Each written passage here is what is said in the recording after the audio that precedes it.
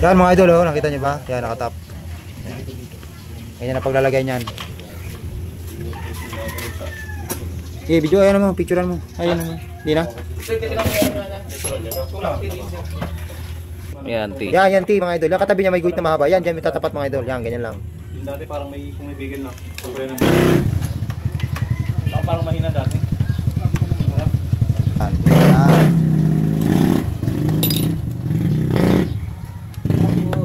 Tapos na ulit. Yan. Sakto? So, yan mga idol. kasi gumagalaw dito malaking ano yun, isang ipin. Tapos pakita mo rin kung paano nilalagay yung tensioner. Kayo pangamot natin. Okay, kita mo muna. Friend, yung mga box natin ng ipin. Okay, kita mo. May tensioner muna, baka tumalog. Tapos mga idol, pag set na natin ito, pag okay na ito mga idol, nilagyan na natin ito. Saka natin lalagay itong tensioner kasi isa, yung mahaba. Yung tensioner spring, pati yung rod mga idol, ang rod niya nandun na iwan pala. Huwag na tanggalin. Hindi nga, ito pulo ko lang. Oh. Yan. Yan nalagay. Dito na.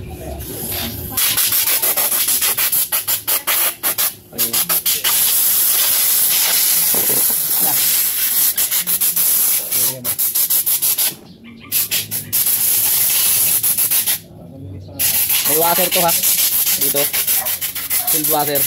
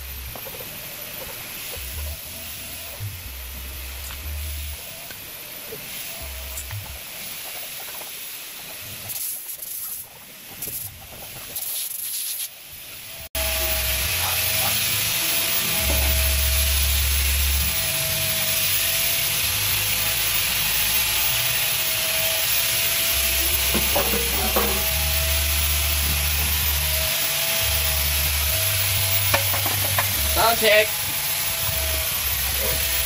Dati yan. Ha? Hindi ah. Pagkas po yan. Kaya mo. Sa akin yata yan eh. Akin nga yan. Dira, kanya nga. Ito may isang supo siyang ano.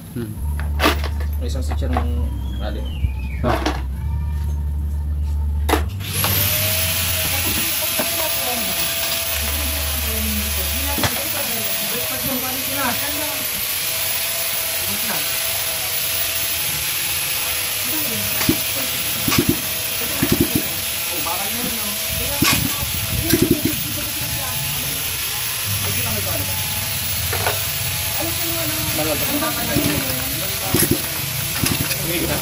Kompresan. Ako lang ito.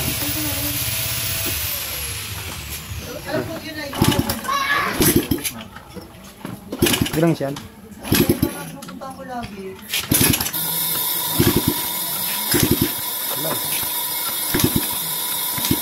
Umabot yung gas na yun.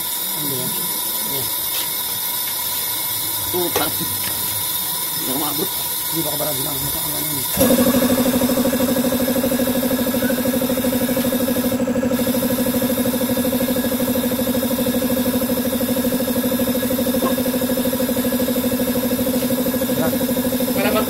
Pagkakabilitin ko yan. Pagkakabilitin ko yan.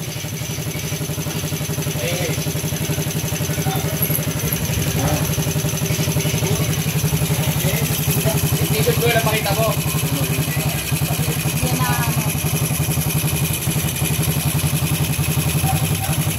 So, yun mga idol, umandar na yung tumalon yung timing chain doon sa cams niya mga idol. Oo.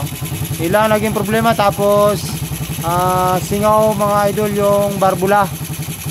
So napalitan na natin ng bagong barbula, kaya ito mga idol, lumaandar na.